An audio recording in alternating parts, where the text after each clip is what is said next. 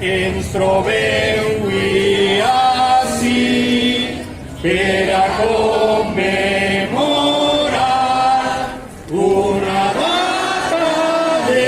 lluita que caldrà no oblidar. No seríem junts si els polítics de torn les pensions protegiren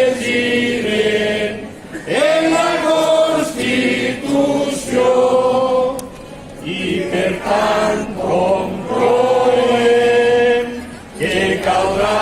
persistir i lluitar amb fermesa per complir